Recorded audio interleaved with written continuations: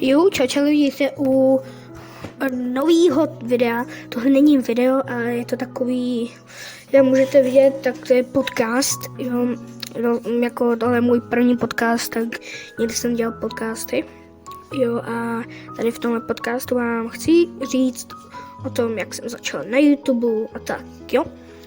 Můžeme jít na to. Takže první, tak, když jsem si založil YouTube kanál, můj první YouTube kanál se jmenoval Dominik něco, měl jsem tam profilovku Sepiáka, prostě z toho SpongeBoba, dělal jsem tam ochutnávky a takhle, jo. No, ale pak, jak jinak, jsem musel rozbít mobil, takže jsem nemohl natáčet.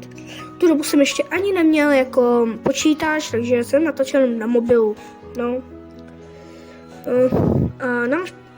A kromě toho, co se týče mýho bráchy Tomáše, neměl zatím žádný kanál, protože neměl ani žádný mobil, myslím, že měl jenom nějaký tablet, ale myslím, že zatím neměl kanál, nebo měl, nevím už.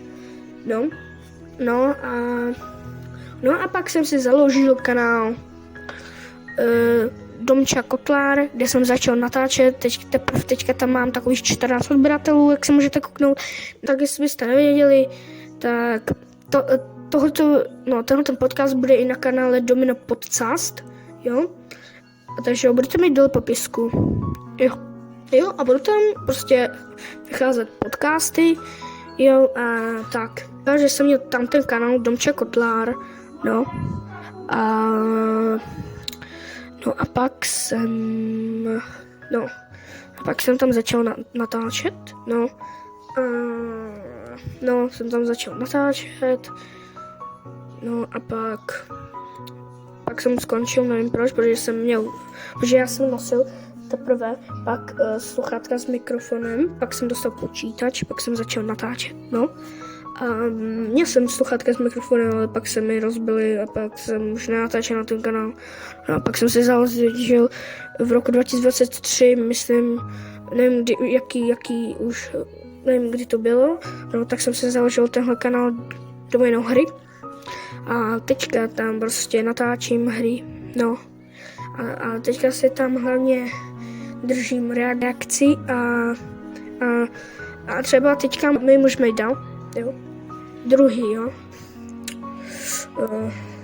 Jak teďka jsem s natáčením, prostě udělám jedno video a pak prostě to bude za měsíc nebo za rok, prostě vydám tam video, no a pak, když se kouknu na status na YouTube, tak moc odběratelů už nemám, ale já se teďka hlavně soustředím na zhlédnutí, mě je jedno jako odběratel, jako kdyby jsem měl jako 10 milionů zhlédnutí, nebo 1 milion zhlédnutí, tak pro mě to je něco, jako kdyby jsem měl odběratele, jako kdyby jsem měl 1 milion odběratelů, ale pro mě je nejvíc jako zhlédnutí místo odběratelů, jo.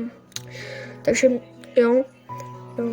Takže doufám, že se vám ten podcast líbil, jestli byste chtěli podcast třeba s bráchou nebo bratrancem, dejte like, odběr a doufám, že se vám ten podcast líbil, jo a čau.